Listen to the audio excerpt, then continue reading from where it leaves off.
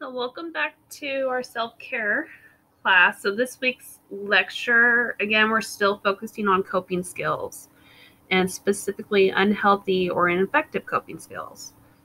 So the lecture is going to be a review from last week's information, just to refresh our memory. If you don't feel like listening to it, you always go to the end of the lecture, and that's where the worksheets will be. So again, what are unhealthy and effective coping skills?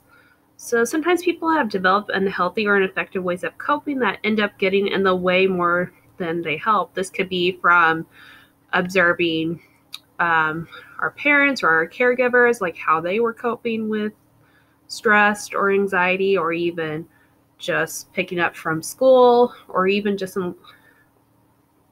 or as we grow up. So just into our day-to-day. So individuals often utilize unhealthy coping skills as a quick form of gratification or relief from a problem or emotion. They typically do not help to solve a problem, but may distract or numb the individual temporarily. So it's like a temporary relief of the problem. But in the long term, it doesn't help the person. So some coping techniques can be problematic, exacerbate the stress, or even cause harm. Some coping techniques are not problematic in moderation, but if done too often, become harmful. So some healthy coping skills that are common in our culture are overdoing certain activities. So like eating, drinking, or shopping to help deal with negative feelings. So that's kind of like, it's short gratification, helps you relieve your emotions and stress at the time, but as time goes on, it could have negative consequences, such as like, or eating or drinking, like you develop health problems. Drinking, if you're drinking too much, or doing drugs, sometimes it could lead to death. And shopping too, like shopping, you go in debt, and that could affect, like if you want to get a house, or trying to move out, or trying to find a place. So that could affect your credit scores and affect you having a place to live, essentially. Another unhealthy coping skill is avoiding difficult conversations or tasks because they are too uncomfortable face head on. So this can be a problem because if you're avoiding difficult conversations, things could just boil up inside you, and then you could just have a big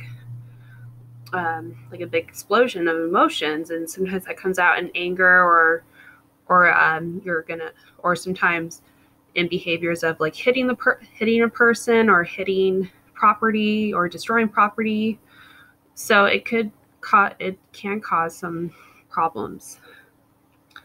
So these techniques may help decrease or distract from uncomfortable feelings in the moment, but they can lead to consequences in the long run. And we'll talk about consequences more later. Other unhealthy coping skills that an individual can utilize, but some examples include substance use, isolating oneself, self-harm, avoiding sleep or sleeping too much, and physical aggression. So like an example of unhealthy coping skills. So if I become so stressed about taking my car to the mechanic, that's the stressor, that I start hitting the steering wheel, crying, and turn the car around and go home. So that's my coping. I'm taking out my frustration on the car and crying, and I just decided to go home, just avoid the mechanic.